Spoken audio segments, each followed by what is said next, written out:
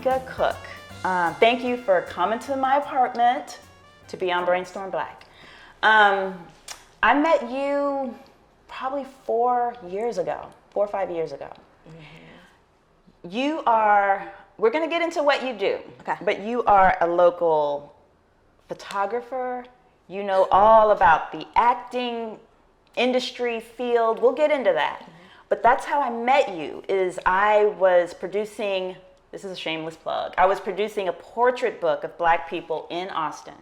And I needed help. 30 people that I wanted to spotlight. I needed help. And I put a call out to photographers in town. And I was like, please, can you help me shoot some of these amazing people? I can't pay you though. I can't pay you though. A lot of people were like, no. I didn't even know you. And you said yes. Before we get into who you are, what made you say yes to that? Well, one, you were a Black creative in Austin. I was new to Austin, so I was like, okay, I had to find some connects. And it was about us. Yeah. Why not? It was about us shining and highlighting us, so why not? Why not? I didn't care about the money. I still don't care about the money, but I know we got to survive. Yes. But it's not about that. It was about helping another woman like me. Yes. Another creative, helping them get to their goal, their vision, and just also being in the know of what's going on too. Because again, I was new to Austin, so I was like, sure, let's do it. That changed everything. I mean, thank you so much for that. And the book turned out so beautifully, and your images, the people that you shot, they loved them. So thank you for that. That's what it's about. Yeah.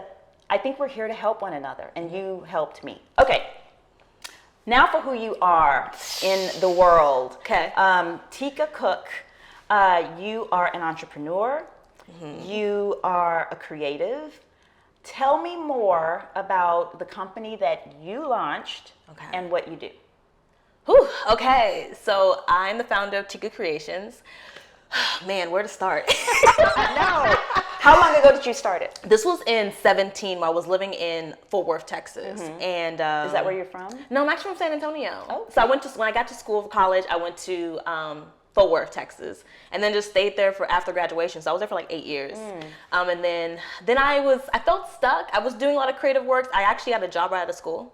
I worked as a media production director for a church, which was an experience. It was great, but I also had the opportunity to do more creative work where I was a host for 2 shows for the city of Arlington, which was fun. I got to be cute. I got to talk to people, which I do like doing. So that was fun. And then I just felt stuck at one point. I couldn't do a lot more creative work, and the opportunities I did apply for, there was no's. It was no, not this time, or no response. So I was like, okay. And at one point you just kind of, I wasn't broken, but I was like, all right, I got to figure this out. This is not working. Yeah. So I said, well, I'm going to create my own opportunities. I've learned things. I know things. I can do things. So I just started Tika Creations. At first, I was actually doing production work for small businesses. Ooh. I would film and kind of work with the small business to help them grow. Yes. Then I realized I don't like doing this. I mean, it's great work. Yeah. Particularly for small businesses and everything. It's great. But for the creative, it could be really soul-sucking. It was.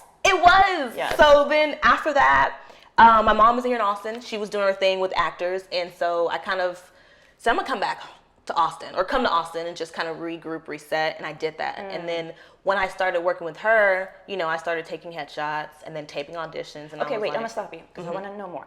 You did a little bit of acting when you were younger. So let's talk about your mom real quickly. Yeah. So your mom is a part of, she knows about the acting industry. What does your mom do? My mom's a talent agent. Her business has been a connection talent agency in Austin, Texas. Yes. So, yes. That's a shame. Shut up, Mom. Plug away. Because that's phenomenal. So your mom was a part of this business. She has you, and you were an actor for a little bit, you were telling me. Yeah. When you were how old? So I started acting. Actually, you know what? I just talked to my grandma this weekend, and she reminded me that I was doing pageants when I was a baby because I was cute. I mean, I'm still cute, but I was cute. You are very really cute. Yes. And you have that actor quality. Oh. Yeah, whatever that is. I'm just saying you've got it. So yes, so you were. Yeah, so I did pageants, but as I got older, I did a lot of commercial print stuff, which is, think of like Target Old Navy. That's a commercial side of the business. You're fun, you're smiling, you're cute, you're welcoming, you have a nice presence. That's the commercial side of it. The print, think of when you go to a Nike store and you have people like posing in their Nike attire and the Nike shoes, or Target. When you go to the cute section and like the girls section, the women's section, or even the underwear, like people, that's acting. That's a thing. Yeah, so that's what I did. I didn't really like the film side of it just because it was a lot of work, meaning I had to learn lines, I had to be ready for knowledge. It was just a lot, and I realized that wasn't my thing. My mom loved doing that. That was her world. I was a cute commercial girl, you know, show up, smile, and then leave. And hers was like she wanted to do films and movies and theater. She loved theater. That was her thing. So yeah. See, I love that. Yeah. And this is the fact that your mom was a part of this whole, you know, and then when you think about acting, theater, film, headshots, it's all related. Yeah. But that your mom was in it, you saw that. Yeah. And that's why it's so important to see ourselves doing these things, what's possible. So then, okay, so you grow up, and now, Tika Creations. Yes. What do you do? So yes, so Tika Creations is the actor's resource for headshots, edit demo reels, scene creation, and so much more. Yes. I believe the essence of any performance really is grounded or built by resources, by your strong foundation, your community. It really is. And I understand the complexity of the acting industry, how hard it is, the challenges, the ups and downs. So what TC really was the goal was to help actors or clients kind of help them, because I've been there, done that. I'm still in the world, so I know, but just be able to help them and guide them through successfully without scamming, without them wasting money, because I get it. It's very challenging to make money in this industry. And there's so many things you have to keep up in this industry. You got to keep headshots up to date. You got to pay for actor profiles and websites. You got to take classes. Yeah. So it's not cheap. So, but it's being huge able investment. to, it's an investment. And when we don't see that from the outside. No. We just see the action or the film or the commercial. Yeah. And it looks easy. Yeah. But it ain't. It ain't for anybody involved. You work with all kinds of people. You have people who, men, women, all sorts of kids, races, ethnicities, ages. Yeah. That's not easy to cultivate. How have you done that? I would say a lot of time and practice. My main goal when I did start was being able to shoot everyone. Because what's really hard is that when I go places, let's say when I was an actor, going back to that world, when I had to get my makeup done or doing my hair or even like being in front of the camera, I never looked like me. I was either too bright, I was what we call overexposed, you know, or makeup didn't necessarily match, or they didn't know how to do my hair. My texture was different. So for me, I was like, oh, we're not gonna do that. I want you to come over here and feel comfortable and know that I got you and I can take care of you. One thing I always do is have a headshot consultation first, because I want to know what do you need in a sense. And if you don't know, let's figure this out. For me, it was a lot of practice because I wanted to make sure that I can offer services to every single person, because I wanted to be able to communicate and connect with every single person there was. That's so important. Yeah. For so them important. and for you as an entrepreneur, as a person who is running this business and doing your thing, to be able to succeed, you've got to appeal to a lot of people. It's just a fact. It's the way it is. This conversation really is hinging on something that I love. Black female entrepreneurs. Okay. This is an article that was published in jpmorgan.com. Black women are the fastest growing group of entrepreneurs, but the job isn't easy. This was written in 2021, so just a couple of years ago. Okay. And these were the highlights. Black women are the fastest growing demographic of entrepreneurs in the U.S., but they face disproportionate financial headwinds. Given a lack of access to capital, Black women are more likely than other demographic groups to self-fund their businesses. So think about that. We're the fastest growing demographic of people, Black women, who are getting out of this whole traditional mindset of go work for the man. And we're doing it for ourselves. So I love that we are in a very select group. That's a powerful thing, right? The number of businesses owned by Black women grew 50% from 2014 to 2019, representing the highest growth rate of any female demographic. I want to say this too. I'm so glad my nieces are here because their mom is an entrepreneur. And it's like, they get to see this. They get to see this. It's not just words on paper. This is reality. Think about your mother. This is reality. This is what's happening. Okay. In the U.S., 17% of Black women are in the process of starting a new business compared to 10% of white women and 15% of white men. Now, it's not so easy. Running a business does not come without its challenges. Those headwinds are disproportionately distributed among Black women. Part of the reason they say Black women have problems is because of our access to things like funding. So we end up putting in a lot of our money, a lot of our time into getting these businesses going. And we're just as qualified, just as effective as anyone else. I would usually save this for the end of our interview. But I'm going to say what I need, and I want you to say what you need. So I'm going to look right into this camera here because this is important to me. I am doing this work for a reason. I mean, we know what happens in our country with regard to Black people. So I want to help shift narratives about who we are. I need a sponsor. I need a corporate sponsor for this series. It is important. And you know what? If I don't get a corporate sponsor, I'm going to keep doing it. But it's what I need. So I'm putting that out there. All right? What do you need for your business? I'll look into the camera. You can look into the camera. I need, and I would love, first, support from the community, from Black community, other creatives, other artists, other filmmakers, whatever it may be. And that could be a like, a share, just anything, because you never know who's watching, you never know who's listening, you never know who's eager to help someone. And secondly, going back to the funding, I have a vision, I have a dream that I really want a brick and mortar. I want a place for us creatives, especially Black creatives, to come, be free, no have to worry about anything, just kind of a safe place and space for creatives to explore their creativity, to hone their crafts, and maybe for actors too. You know, we gotta definitely get some things in for you guys, but a space just for us to create and build and grow. That is my goal. I would love this dream to come true.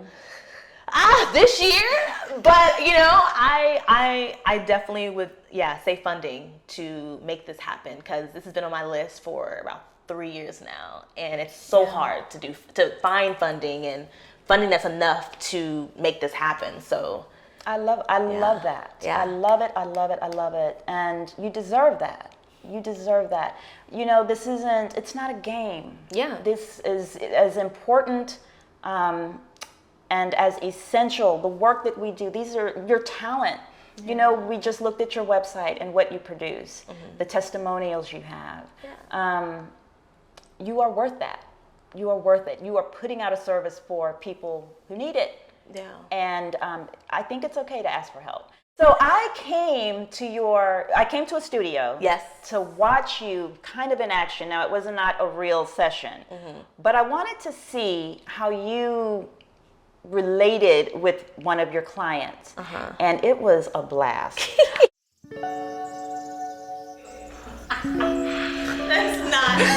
You know, it's crazy because people come in thinking that actor headshots are modeling headshots. They are not. Hands are on the face, like, no. Hands need to be away from the face. You're not a model. It's cute if you cute, you know. But you don't have to everyone be. Else is cute. Everybody cute. Out. How do you stand out?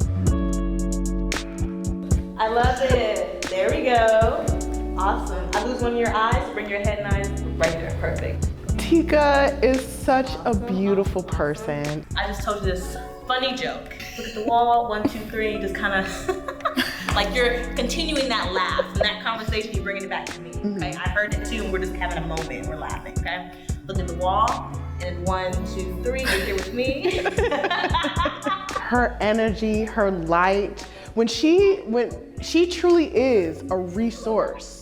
She is working with you. You are in collaboration with her. She's not just snapping pics and being cute. Y'all are in collaboration. This is an energy exchange when you are in the room in front of her lens. She is capturing your essence. Let's change our pose up a little bit. Yeah, take a deep breath. Yes, look relaxed, okay? Perfect. You ready? All right. 1, 2, 3. That looks amazing. Yeah! I had seen her work on Instagram. I had worked with a lot of other photographers, and I just felt I wasn't, the product wasn't really representative of what I really looked like, and I felt like that was affecting my ability to audition. To be plain, I was really washed out because not everybody knows how to shoot melanated skin. So I did not look in real life how I was being shot in a lot of my photographs, and that really hindered my ability to do my job. If you look like you're Latinx or Hispanic, exactly, and they pull you in, oh yeah, for a Latinx or Hispanic role, and they say, this woman is black. And that happened to me a lot. And they'd be like, do you speak Spanish? No.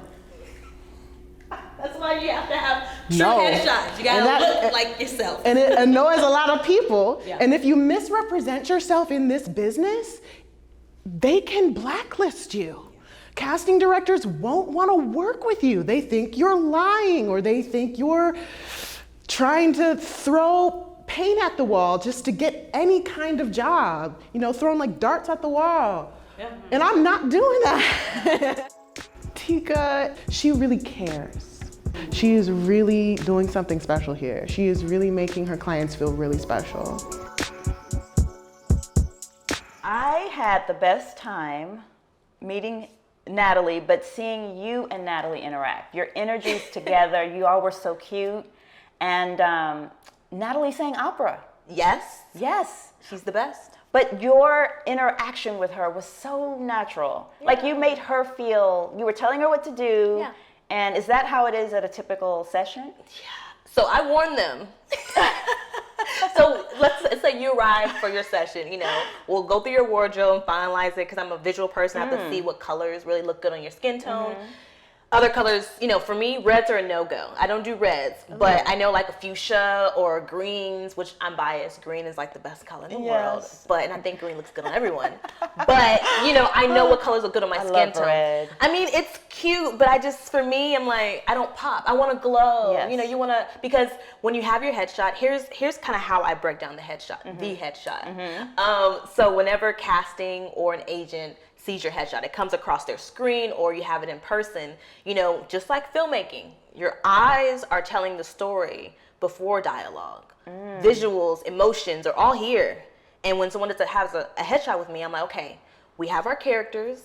I make them name their looks and their characters. Okay. So let's say we have Amber. Amber's a sassy, she's the head girl in charge. Don't mess with her. She's a mean girl. That's Amber, right? Okay, yes. So we have her name. So when she walks into the room, how does she walk? Is she rolling her eyes? Is she smirking? Is she looking at you like peasant? Like what is her vibe? What is character? Yeah. And so we want to see that through your eyes. Yes. I tell them, think about COVID. We were here. We had a mask on. If you want to see a range of emotions, say I'm happy. You see it in my eyes. If I'm sad, if I'm mad, you see it here. And so the casting director, the agent, we want to see that first, because, when it comes to casting, when it comes to projects, sometimes it's a very broad, role. Let's say looking for a office clerk, and that's a little more specific. But if you have a headshot that showed a little personality, let's say you had a headshot with a blazer or a nice shirt or something along those lines. Okay, I can see how that particular look would align with that role. Or if you just have someone, a young mom or everyday woman who, everyday woman, and you have just casual clothes on, but we see that essence of beauty and smile and you're having a good time as a commercial headshot, that aligns with that. You want to have a range of looks, but also, again, we're telling a story through here. So when it comes to the session, I do tell them, okay, so you have your looks, you have your characters' names. I say, okay, when we start, just take a deep breath. I will be giving you a lot of direction, but I will be keeping it at a minimum. I will say, okay, I tell them sometimes, I may not use my words. Sometimes so this You're a means, director. I'm directing. It's all of that. Yes, this means just bring your chin down a little bit, bring that shoulder to me a little bit, bring that shoulder to me a little bit, or, change your position. So I do guide them, and I will tell them, I'm very upfront. If I don't like the photo, we're not, it's a wrap. We're not using it. If you don't like the colors, it's a wrap. We're gonna find something that works for you because you came in here, this is your day. Yes. This is your service. So I wanna make sure you get what you booked. I bet they love that. Yeah, And I hope listening to Natalie talk about you, Yeah. like I didn't, I don't think she pre-planned that. I mean, she had such not only appreciation for how you've helped her, but affection. Yeah. When I remember when I got there, she beat both of us there, and then I turned up and we introduced ourselves, and then you walked in. She dropped everything. She screamed. She ran to you and hugged you. And I thought this was her client. And then it was like, okay, well, it's more than that. Yeah. Let's talk real quick challenges. What kinds of challenges? We just talked about Black women, females, entrepreneurs. I love hashtagging Black women producers or Black women photographers or Black women, Yeah. What kinds of challenges have you faced? Just really, even generally, just launching your own business. It is not easy. Oh, that. Yes. When I first moved to Austin and I realized, okay, I'm going to work with actors. Only actors, I'm going to help them, I'm going to do this thing. I realized I had to connect with people and get my work out there. I'm Tika, here's what I do. Yeah. Book me, hire me, share my stuff. And so I reached out to acting coaches. I reached out to agents. I reached out to a lot of people that I knew that had connections with actors. And they all told me, we don't have enough work. You don't have enough experience for me to recommend you or to any of my actors or my clients. So get some more experience and then come back. Ugh. And I was like, Hate that. And then it went back again to that no and the rejection and all that. And it's like, okay, so that was something. Yes. So that next year or so, I was like, okay, y'all want some work? I'm gonna show y'all some work. So that's kind of when I either did a lot of free work or did like a very low rate and just try to build and also grow and also figure out like what's my style, like how do I, and that's still an ongoing growth, but Which is fun and exciting to evolve and add to your repertoire of. It is scary. It is scary, but if you're anything like me, learning new things. Yeah. And much of the things that I learned by accident. It's just, I've messed up before. But it can be fun. Yes, exactly.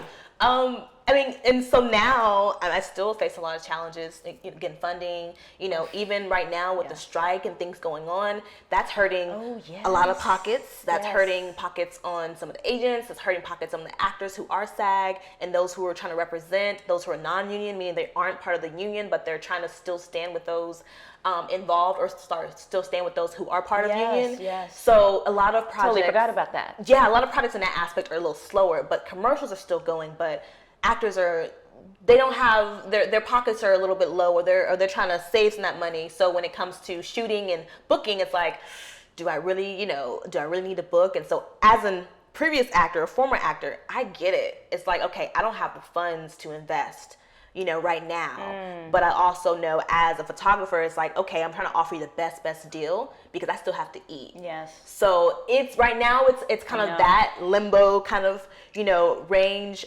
But I think also when I look back at when I first started and coming to Austin, I was trying to figure out who else was doing what I was doing. Like who's connecting with actors, who's really doing this. And so I ran across some people, but I realized that they were doing amazing work, but it was, let's take your photo and you can leave versus let's chat. What's your life? What we doing? What's the goal? I can send you a list of agents. Like we had that conversation.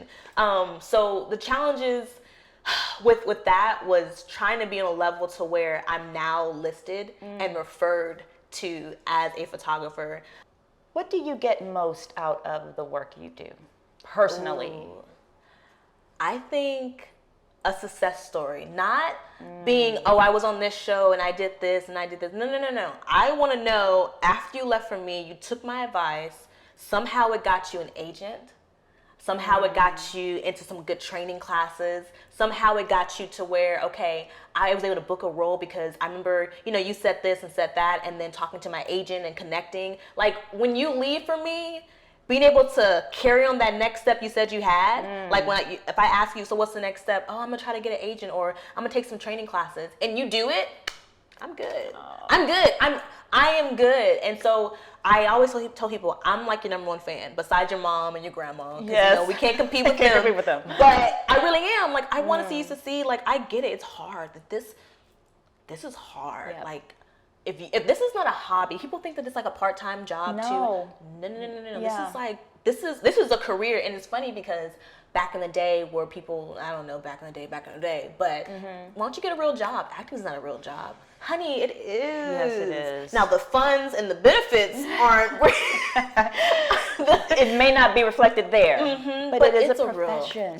It's a real job. And so all of this creative work, Yeah. it is real. Yeah. And if we didn't have the creative work, the creative offerings, the creatives that we have, imagine what this world would be like. What would Austin be boring, without creatives? black and white, Tech. no color. Right. It would be so boring. Yeah. I think we built this. We shape the community. We are. We do. Oh, was that good? Was that good? We shape the community. We shape the community. I'm gonna write that down. I think I like that. Yeah. We shape the community. I love it. Yeah. Thank you for coming on. You're welcome. Thank you for what you're doing. I'm going to be following you. Okay. And I hope that people, whoever is watching, I hope they heard what we said early on about what you need. Yeah. What we need, the support, all of that. It's so important.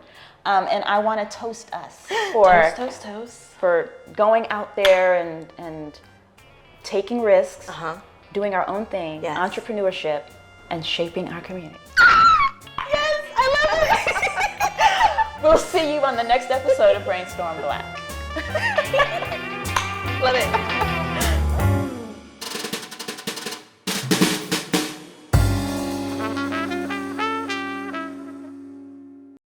So I'm really passionate about doing works by Black composers, living and dead. The repertoire that I sing is usually romantic period, so that is the 1800s. That's cute. No, it's not. It's romantic, capital R. Everybody's depressed, everybody's sad, and they're all jumping in rivers. No, I'm serious. Can you teach us that one part? Yes, the song is called O mio babbino caro. I'm not gonna sing the words because I don't remember because they're in Italian. But you know the tune. I know the tune, so I'll sing the tune.